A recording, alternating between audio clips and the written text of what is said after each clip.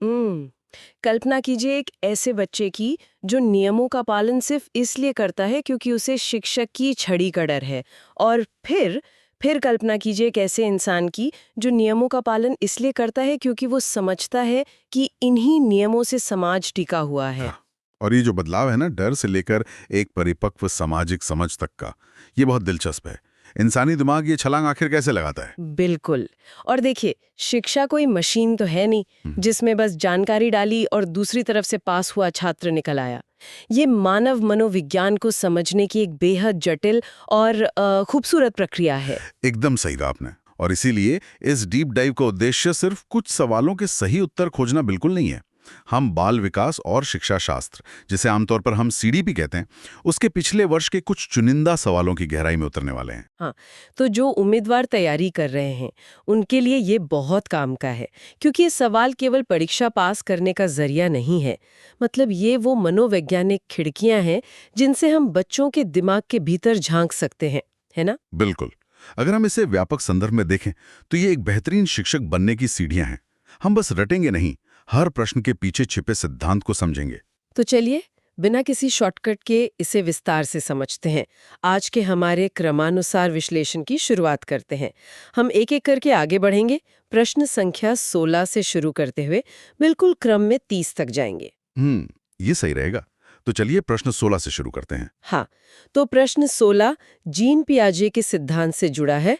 प्रश्न कहता है, जीन पियाजे के अनुसार बच्चे अमूर्त संक्रियात्मक अवस्था में, और फिर 4 विकल्प दिए गए हैं। अब मुझे हमेशा पियाजे के इन भारी भरकम शब्दों में उलझन होती है। अमूर्त संक्रियात्मक अवस्था, इसका असल मतलब क्या है? मैं समझ सकता हूँ। अमूर्त मतलब जो सामने भौतिक रूप से मौजूद नहीं है। अच्छा, क्या इसका मतलब सिर्फ ये है कि बच्चा बिना सेब देखे सेब की कल्पना कर सकता है? देखिए, कल्पना करना एक हिस्सा है, लेकिन असली बात तर्क करने की क्षमता की है। अच्छा, चलिए एक एक कर विकल्पों को खारिज करते हैं। पहला विकल्प कहता है कि बच्चे संरक्षण, वर्गीकरण और श्रेणीबद्धता करने में सक्षम नहीं है। ये तो बहुत छोटे बच्चों की बात लग रही है। बिल्कुल, ये पूर्व संक्रियात्मक अवस्था की कमियां हैं। और चौथा विकल्प केंद्रीकरण, यानी एक ही पहलू पर ध्यान देना, ये भी उसी शुरुआती अवस्था की बात है। अच्छा। और दूसरा विकल्प जो प्रतीकात्मक खेलों की बात कर रहा है? हाँ, वो भी शुरुआती अवस्था है। तो ये तीनों तो अमूर्त अवस्था के लक्षण नहीं हो सकते। तो फिर तीसरा विकल्प बचता है, जो है परिकल्पित निगमनात्मक तर्क और प्रतिज्ञप्ति चिंतन करने में समर्थ हैं। एकदम सही, यही अमूर्त या फॉर्मल स्तर की पहचान है। निगमनात्मक तर्क यानी डिडक्टिव रीजनिंग का मतलब है एक सामान्य सिद्धांत से किसी विशिष्ट निष्कर्ष तक पहुंचना। हम्म मतलब बच्चा अब केवल सामने रखी चीजों पर ही नहीं, बल्कि बल्कि उन परिस्थितियों पर भी तर्क कर सकता है जो वास्तव में है ही नहीं। हाँ, वो अगर ऐसा हुआ तो क्या होगा जैसी परिकल्पनाएं बना सकता है। अरे वाह! यानी वो हवा में महल बना सकता है और फिर उस महल की इंजीनियरिंग पर बहस भी कर सकता है। बिल्कुल सही कहा। तो विशेषज्ञ के तौर पर मैं स्पष्ट कर दूं कि सही उत्तर विकल्प 3 है। तो उम्मीदवारों के लिए इसे याद रखने का एक सीधा तरीका ये है कि अमूर्त मतलब जो सामने नहीं है, हाइपोथेटिकल, उस पर तर्क करना। हाँ, और परीक्षा के लिए मेरी टिप यह है कि पियाजे के प्रश्नों में निगमनात्मक तर्क या डिडक्टिव रीजनिंग हमेशा अंतिम अवस्था यानी फॉर्मल ऑपरेशनल से ही जुड़ा होता है। ये बहुत काम की टिप है। चलिए, अब ये तार्किक सोच हमें सीधे हमारे अगले बिंदु की ओर ले जाती है, यानी प्रश्न 17, जो लॉरेंस कोलबर्ग के नैतिक विकास के सिद्धांत से है। कोलबर्ग का सिद्धांत हमेशा से काफी दिलचस्प रहा है। हाँ, तो प्रश्न पूछ रहा है, कोलबर्ग के सिद्धांत में वो कौन सी अवस्था है जहां व्यक्ति ये विश्वास करता है कि वर्तमान सामाजिक प्रणाली को सक्रियतापूर्वक बनाए रखने से समाज सुरक्षित रहता है? यहाँ एक दुविधा है। हाँ, वही मैं सोच रही थी। क्या हम नियम इसलिए मानते हैं क्योंकि कानून का डर है, या इसलिए क्योंकि समाज की भलाई के लिए ये जरूरी है?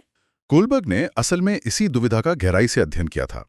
अगर हम विकल्पों को देखें तो पहला विकल्प यंत्रीय उद्देश्य है।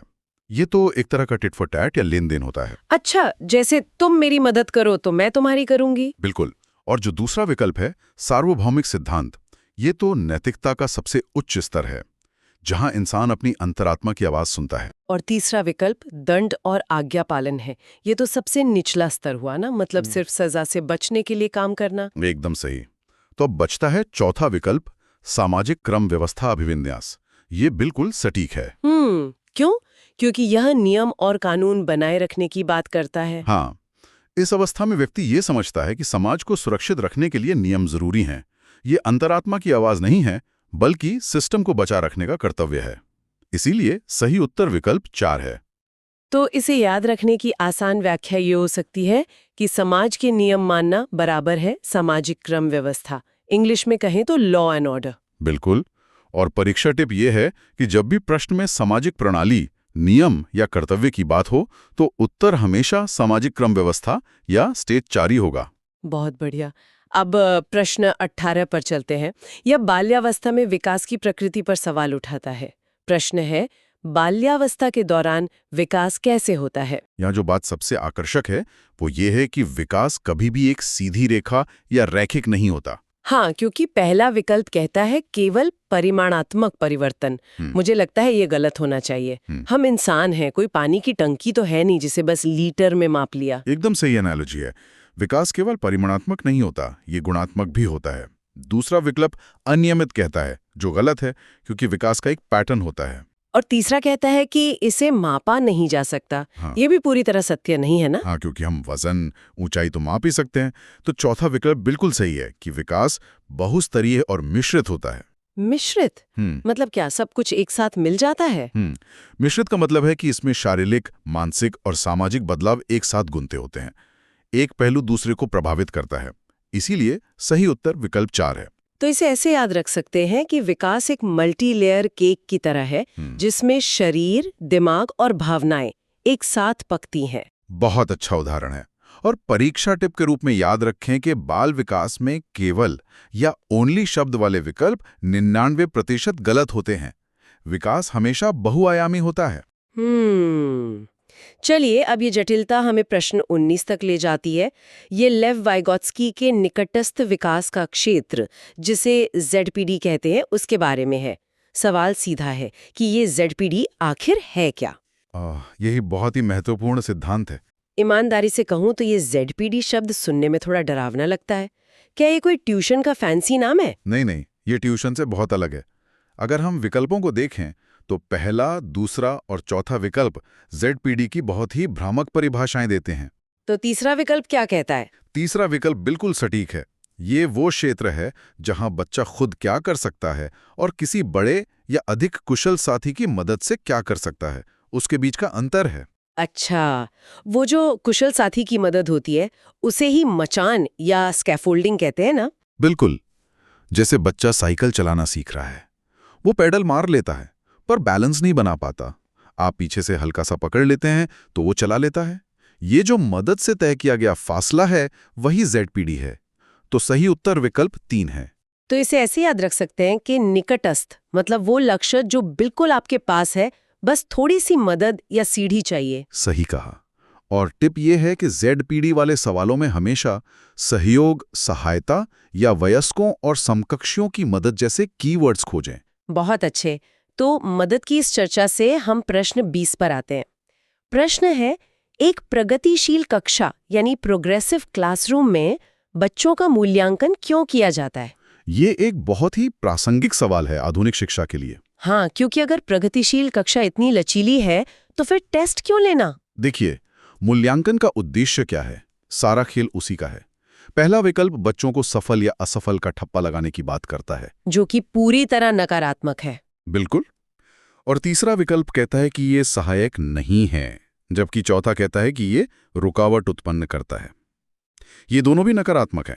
तो फिर दूसरा विकल्प ही सही होगा कि यह बच्चों की समझ को जानने और शिक्षक को अपनी पढ़ाने की शैली सुधारने में मदद करता है। हाँ, सही उत्तर विकल्प 2 है। प्रगतिशील शिक्षा में टेस्ट बच्चे को डराने के लिए नहीं लिया जाता। ये इसलिए होता है ताकि शिक्षक अपनी पेडागोजी या पढ़ाने के तरीके को सुधार सके। मतलब मूल्यांकन बच्चे को डराने के लिए नहीं, बल्कि टीचर को खुद को सुधारने का आईना दिखाने के लिए होता है। एकदम सही। और मेन परीक्षा टिप यह है कि प्रगतिशील शिक्षा में मूल्यांकन हमेशा रचनात्मक या फॉर्मेटिव होता है। इसका उद्देश्य सुधार करना होता है, रैंकिंग करना नहीं।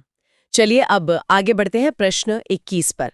यह हार्वर्ड गार्डनर के बहुबुद्धि सिद्धांत पर है। प्रश्न है, गार्डनर के सिद्धांत के अनुसार कौन सा जोड़ा सही है? गार्डनर ने कई तरह की बुद्धिमत्ता की बात की थी। हाँ, तो पहला विकल्प है भाषिक के साथ मूर्तिकार। ये तो गलत लग रहा है। बिल्कुल गलत है। मूर्तिकार को स्थानिक या स्पेशल बुद्धि चाहिए होती है। तीसरा विकल्प स्थानिक के साथ मनोवैज्ञानिक भी गलत है। और चौथा विकल्प अंतरावैयक्तिक के साथ विक्रेता है। ये शायद थोड़ा भ्रामक हो सकता है। हाँ, लेकिन सबसे सटीक जोड़ा है विकल्प 2, शारीरिक गति संवेदनता के साथ खिलाड़ी। शारीरिक गति संवेदनता यानी बॉडली काइनेस्थेटिक। तो क्या शरीर पर नियंत्रण होना भी एक तरह की बुद्धि है? बिल्कुल है। एक एथलीट या जिम्नास्ट को अपने शरीर की गति पर एक मांसपेशी पर पूरा नियंत्रण चाहिए होता है। ये दिमाग का ही तो काम है। इसलिए सही उत्तर विकल्प 2 है। तो इसे याद रखना आसान है। जिम्नास्ट या खिलाड़ी अपने शरीर से बात करते हैं, यही शारीरिक गति संवेदनता है। हाँ, और परीक्षा टिप ये है कि गार्डनर के सवालों में सीधे पेशे और बुद्धि के प्रकार का मिलान करें। शरीर से जुड़े काम हमेशा शारीरिक गति में ही आएंगे। अच्छा, अब प्रश्न 22 हमें वापस वाइगोत्स्की की ओर ले जाता है। प्रश्न है, लेव वाइगोत्स्की के अनुसार बच्चों के संज्ञानात्मक विकास या दिमागी विकास में क्या सबसे महत्वपूर्ण है? अगर हम विकल्पों पर गौर करें, विकल्प 1 चरणों में विकास, पियाजे का सिद्धांत है। विकल्प 2 स्कीमा भी पियाजे का है। और जो विकल्प 4 है LAD यानी लैंग्वेज एक्विजिशन डिवाइस, वो तो शायद नोम चॉम्स्की का है ना? एकदम सही पहचाना। तो फिर क्या बचता है? विकल्प 3 भाषा की महत्वपूर्ण भूमिका। यही वाइगोत्स्की का मूल विचार है। सही उत्तर विकल्प 3 है। तो यहाँ पर सबसे दिलचस्प बात यह है कि वाइगोत्स्की के अनुसार भाषा सिर्फ बात करने के लिए नहीं है, ये सोचने का भी औजार है। बिल्कुल, हम भाषा के बिना तार्किक रूप से सोच ही नहीं सकते। तो उम्मीदवारों के लिए वाइगोत्स्की की परीक्षा टिप क्या होगी? टिप ये है कि वाइगोत्स्की के त्रिकोण को हमेशा याद रखें। समाज, संस्कृति और भाषा। जहां ये दिखें, वहां वाइगोत्स्की ही उत्तर होंगे। बहुत ही स्पष्ट है। चलिए अब प्रश्न 23 देखते हैं। चाइल्ड सेंटर्ड क्लासरूम यानी बाल केंद्रित कक्षा क्या होती है? इसके विकल्प बहुत ही साफ है। पहला विकल्प पुरस्कार और दंड की बात करता है, जो कि एक बहुत ही व्यवहारवादी या बिहेवियरिस्ट तरीका है। हाँ, और तीसरा विकल्प केवल पाठ्य पुस्तक पर निर्भर होने की बात कर रहा है, जो बहुत ही रूढ़िवादी है। और चौथा विकल्प क्षमता के आधार पर बच्चों का वर्गीकरण करने को कहता है, जो समावेशी शिक्षा के बिल्कुल खिलाफ है। तो फिर दूसरा विकल्प ही सही है, जहां अध्यापक लचीला है और व्यक्तिगत आवश्यकताएं पूरी करता है। एकदम सही। बाल केंद्रित कक्षा का मतलब ये है कि सिस्टम बच्चे के हिसाब से ढलेगा। इसलिए सही उत्तर विकल्प 2 है। यानी कक्षा रबर बैंड की तरह लचीली होनी चाहिए, जो हर बच्चे के आकार के अनुसार ढल जाए। बहुत बढ़िया एनालॉजी है। और परीक्षा टिप यही है कि बाल केंद्रित विकल्पों में लचीलापन और व्यक्तिगत भिन्नताओं का सम्मान हमेशा सही उत्तर होते हैं। अब प्रश्न 24 पर आते हैं। किस मनोवैज्ञानिक ने सांस्कृतिक उपकरण यानी कल्चरल टूल्स को महत्वपूर्ण माना? अभी हमने थोड़ी देर पहले इसकी चर्चा की थी। हाँ, यहाँ विकल्प हैं बंडोरा, स्किनर, वाइगोत्स्की और पियाजे। देखिए, बंडूरा ने अवलोकन पर जोर दिया था, स्किनर ने पुनर्बलन या रीइंफोर्समेंट पर जोर दिया, और पियाजे ने तो भौतिक पर्यावरण पर फोकस किया था। बिल्कुल। तो बचे वाइगोत्स्की। उन्होंने ही संस्कृति और समाज को ज्ञान का आधार माना। सांस्कृतिक उपकरण जैसे भाषा, किताबें, गिनने के तरीके, ये सब विकास में अहम है।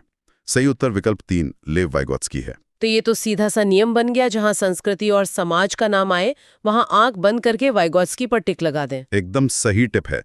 कल्चरल टूल्स वाइगोत्स्की का पेटेंट कीवर्ड है परीक्षा के लिए। चलिए अब प्रश्न 25 एक बहुत ही व्यावहारिक चुनौती पर है। क्लास में जेंडर स्टीरियोटाइप यानी लड़के लड़कियों के बीच भेदभावपूर्ण सोच को कम करने का सबसे अच्छा तरीका क्या है? ये आज के समय का बहुत महत्वपूर्ण सवाल है। अगर हम विकल्प 1 देखें, एक ही लिंग के समूह बनाना। अरे, इससे तो भेदभाव और बढ़ेगा। बिल्कुल। और विकल्प 4 लिंग भूमिकाओं को प्रबल करना, ये भी समस्या को बढ़ाएगा। विकल्प 3 कहता है जैविक अंतर की उपेक्षा करना।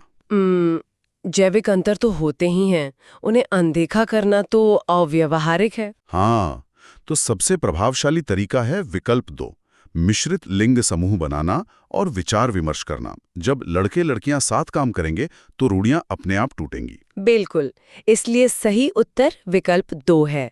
मतलब दीवारें गिराने का सबसे अच्छा तरीका है सबको एक ही मेज पर बिठाकर बात करवाना। सही कहा। परीक्षा टिप यह है कि जेंडर के सवालों में हमेशा चर्चा यानी डिस्कशन और मिश्रित समूह को ही सही उत्तर चुनें। अच्छा, अब आगे बढ़ते हैं प्रश्न 26 की ओर। एक टीचर को क्लास में अलग-अलग भाषाएं बोलने वाले बच्चों को यानी बहुभाषीयता को किस नजरिए से देखना चाहिए? इस मामले में पुरानी सोच और नई सोच में बहुत फर्क है। हाँ, क्योंकि विकल्प 1 इसे समस्या कहता है, विकल्प 2 व्यवस्थागत मुद्दा और विकल्प 4 रुकावट कहता है। और ये तीनों ही पूरी तरह से नकारात्मक दृष्टिकोण है। आधुनिक शिक्षा शास्त्र में बहुभाषीयता कोई समस्या नहीं है। तो ये विकल्प 3 है, एक गुण और साधन। बिल्कुल। एक बच्चा जितनी ज्यादा भाषाएं जानता है, उसका दिमाग उतना ही ज्यादा लचीला होता है। इसलिए सही उत्तर विकल्प 3 है। तो इसे ऐसे समझ सकते हैं कि क्लास में जितनी ज्यादा भाषाएं, सीखने का खजाना उतना ही बड़ा। एकदम सही। और टिप ये है कि बहुभाषीयता या मल्टीलिंगुअलिज्म कभी भी बाधा नहीं होती है। ये हमेशा एक संसाधन या एसेट होती है। अब बारी है प्रश्न 27 की। गिफ्टेड और क्रिएटिव बच्चों को क्लास में कैसे इंगेज रखा जा सकता है? तो इसका कुल मिला के क्या अर्थ है? क्या वे प्रतिभाशाली बच्चे जल्दी बोर हो जाते हैं? बिल्कुल, उनका दिमाग बहुत तेजी से चलता है। तो क्या उन्हें ज्यादा होमवर्क देना चाहिए? क्योंकि विकल्प 1 विशिष्ट निर्देश की बात करता है और 2 रटने की। नहीं, रटना और ज्यादा काम देना उनकी रचनात्मकता को मार देगा। विकल्प 4 अभिमुखी चिंतन या कन्वर्जेंट थिंकिंग की बात करता है, जो बहुत संकीर्ण सोच है। उन्हें अपसारी या डाइवर्जेंट सोच चाहिए। तो विकल्प 3 सही होगा, चुनौतीपूर्ण कार्य और नीरसता दूर करने वाले क्रियाकलाप देकर। एकदम सही। उनकी दिमागी भूख मिटाने के लिए उन्हें नए चैलेंज चाहिए होते हैं। सही उत्तर विकल्प 3 है। तेज दिमाग वाले बच्चों को आसान काम दोगे तो वे ऊब जाएंगे। उन्हें हमेशा नए चैलेंज चाहिए। हाँ, टिप यही है कि प्रतिभाशाली बच्चों के लिए हमेशा चुनौतीपूर्ण कार्य और अपसारी चिंतन वाले विकल्प चुनें। चलिए अब प्रश्न 28 देखते हैं। ये अधिगम अक्षमताओं के बारे में है। डिस्लेक्सिया वाले बच्चों को कैसे पहचाना जा सकता है? क्या आपको लगता है कि ये कोई शारीरिक या स्वास्थ्य से जुड़ी समस्या है? विकल्प 4 शारीरिक स्वास्थ्य की बात करता है और विकल्प 2 जटिल समस्या हल करने की। लेकिन मैंने सुना है कि ये पढ़ने से जुड़ा होता है। बिल्कुल। विकल्प 2, 3 और 4 पठन विकार से संबंधित नहीं है। ये सीधे तौर पर भाषा को प्रोसेस करने की दिक्कत है। तो पहला विकल्प पढ़ने और लिखने की कौशलता के विश्लेषण से यही सीधा और सटीक उत्तर है। एकदम सही। सही उत्तर विकल्प 1 है। जब टीचर देखता है कि बच्चा शब्दों को उल्टा पढ़ रहा है, तो वो इसी तरह पहचान करता है। तो याद रखें, पठन वैफल्य नाम में ही पठन यानी पढ़ना छिपा है। अगर बच्चा बी को डी पढ़ रहा है तो यही पहचान है। हाँ, और टिप यह है कि लर्निंग डिसेबिलिटीज के नाम ध्यान से पढ़ें। डिस्लेक्सिया हमेशा पढ़ने या लिखने से जुड़ा होता है। अब आते हैं प्रश्न 29 पर। जिन बच्चों को कम दिखाई देता है यानी आंशिक दृष्टि वाले विद्यार्थी, उनके लिए क्या उपयुक्त नहीं है? मैं नहीं शब्द पर खास जोर दे रही हूँ। ये बहुत जरूरी है। एक बहुत महत्वपूर्ण प्रश्न खड़ा करता है, क्योंकि अक्सर जल्दबाजी में छात्र यही गलती करते हैं। हाँ, तो विकल्प है बोलती पुस्तकें, बड़े आकार की मुद्रा और 3D नक्शे। ये सब तो उनके लिए मददगार है ना? बिल्कुल, ये सभी बहुत काम की चीजें हैं। लेकिन विकल्प 2 देखिए, छोटी मुद्रा वाली वर्कशीट। अरे, जब बच्चे को पहले ही कम दिख रहा है तो छोटा फॉन्ट देना तो जले पर नमक छिड़कने जैसा है। एकदम सही कहा। ये उनके लिए बिल्कुल भी काम की नहीं है और उन्हें परेशान करेगी। इसलिए जो उपयुक्त नहीं है वो विकल्प 2 है। तो सही उत्तर विकल्प 2 हुआ। और परीक्षा टिप यही है कि नहीं है या नॉट वाले प्रश्नों को हमेशा 2 बार पढ़ें। बिल्कुल। तो चलिए अब हम पहुंच गए हैं अपने अंतिम प्रश्न पर। प्रश्न 30। समावेशी शिक्षा या इंक्लूसिव एजुकेशन के पीछे मुख्य विचार क्या है? यहाँ विकल्पों के क्रम पर ध्यान दें। तस्वीर में ये 2, 3, 4, 1 ऐसे लिखा है, लेकिन हम सामग्री पर फोकस करेंगे। ठीक है, तो विकल्प 1 विशिष्ट शैक्षिक संस्थान की बात करता है। ये तो अलगाववाद हो गया। बच्चों को अलग करना समावेशन नहीं है। विकल्प 3 योग्यता के आधार पर अलग करने की बात करता है। ये भी उल्टा है। और विकल्प 4 नामांकित करने या लेबलिंग की बात करता है, जो नकारात्मक है। तो विकल्प जिस पर 2 लिखा है, दार्शनिकता कि सभी बच्चों को नियमित विद्यालय में समान शिक्षा पाने का अधिकार है, यही समावेशन की आत्मा है। मतलब बिना किसी भेदभाव के। बिल्कुल। सही उत्तर वो विकल्प है जो कहता है कि सभी बच्चों को नियमित विद्यालय में समान अधिकार है। तो समावेशी मतलब सबका साथ, सबका विकास, एक ही छत के नीचे। एकदम सही। और परीक्षा टिप ये है कि समावेशी शिक्षा में कभी भी बच्चों को अलग या सेग्रीगेट नहीं किया जाता। नियमित विद्यालय और समान शिक्षा कीवर्ड्स हमेशा सही होंगे। बहुत खूब। तो आज हमने पियाजे के अमूर्त सोच से लेकर समावेशी शिक्षा तक का एक बेहतरीन सफर तय किया है। एक एक करके 15 सवालों को गहराई से समझा है।